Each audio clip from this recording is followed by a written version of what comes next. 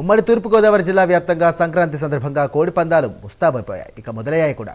వందల చోట్ల ఏర్పాటు చేసినటువంటి ప్రాంతాల్లో కోడి పందాలు జరుగుతున్నాయి.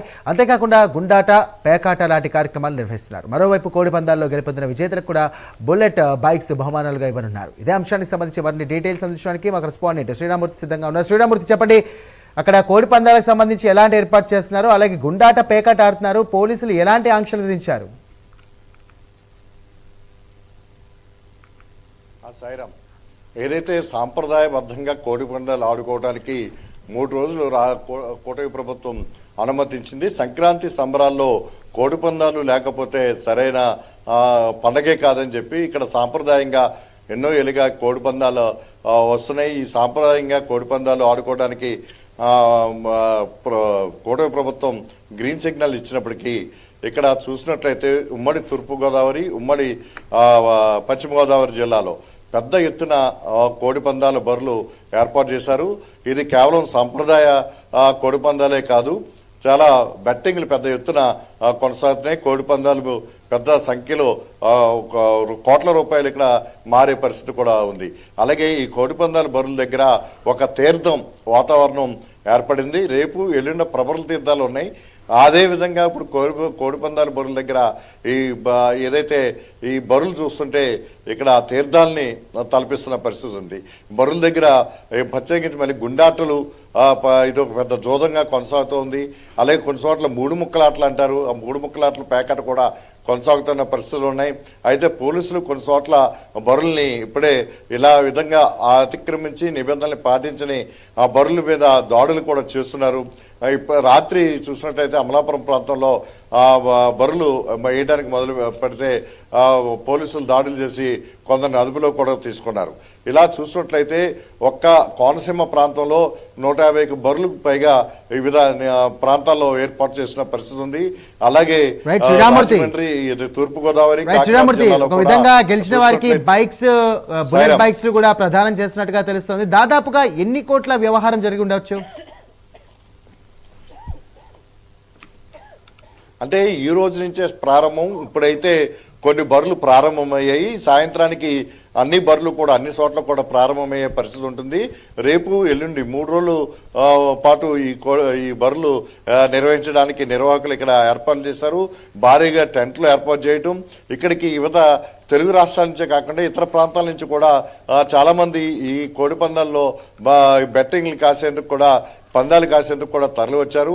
దాదాపు కోట్ల రూపాయల్లోనే, అంటే 100 కోట్ల రూపాయల్లోనే ఈ పందెం కొనసాగే పరిస్థితులు ఉన్నాయి.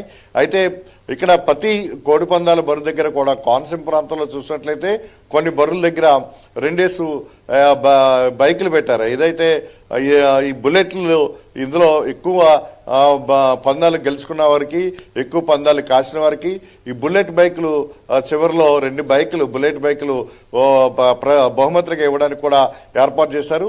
ఇందుకు సంబంధించి పూర్తి స్థాయిలో ఈ ప్రదర్శనలో కూడా ఇక్కడ పెట్టిన పరిస్థితి ఉంది. మొత్తం ఉమ్మడి తూర్పుగోదావరి, ఉమ్మడి పశ్చిమ గోదావరి జిల్లాలో కూడా భారీగా ఈ బరులు కొనసాగుతూ ఉన్నాయి.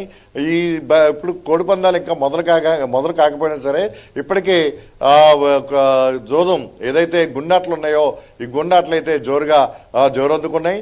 అలాగే 3 ముక్కలాట్లు కూడా కొనసాగుతూ ఉన్నాయి. ఇక్కడికి తీర్థం లేక జనం తరలి వస్తున్న పరిస్థితి ఉంది. అయితే ప్రస్తుతం నియమ నిబంధనల్ని పాటించి ఈ కోడి పందాలు ఆడాలని చెప్పి ఒకవైపు ప్రభుత్వం చెప్తున్నప్పటికీ కూడా ఎవరో కూడా ఈ నిబంధనలు పట్టించుకుంటున్న పరిస్థితి లేదు. మరోవైపు కూటమి నాయకులు నిర్వహిస్తున్న బరుల్ని ఇక్కడ పోలీసులు కొనసాగిస్తున్నారు. అలాగే వైసీపీకి సంబంధించిన ఎవరైనా బరులు వేస్తుంటే వాటిని మీద దాడులు చేసి మూయించేస్తున్నారని చెప్పి ఇక్కడ ఎమ్మెల్సీ, వైసీపీకి చెందిన ఎమ్మెల్సీ తోట త్రిమూర్తులు కూడా ఇప్పుడు మండపేటలో తీవ్రంగా విమర్శలు చేశారు.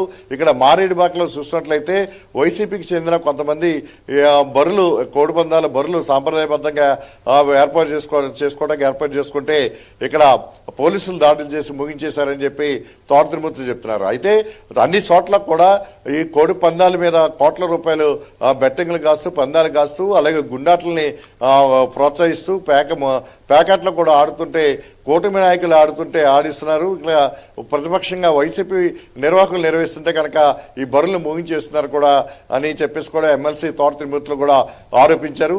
మొత్తానికి చూసినట్లయితే సంక్రాంతి సంబరాల్లో ఒక కీలక పాత్ర ఈ కోడిపందాలు ఈ గోదావరి జిల్లాలో పోషిస్తుంటాయి. వీటిని చూసేందుకు కూడా ఇతర ప్రాంతాల నుంచి కూడా అనేక మంది ఇప్పటికే చేరుకున్నారు. ఇక్కడ ఎక్కడ కూడా ఉండడానికి గదులు కూడా లాడ్జిలో గదులు కూడా ఖాళీ లేని పరిస్థితి ఉంది.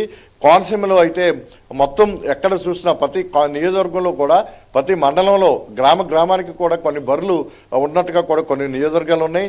కొత్తపేట నియోజకవర్గంలోనే దాదాపు 10ల సంఖ్యలో ఇక్కడ భారీ బరులు వేశారు.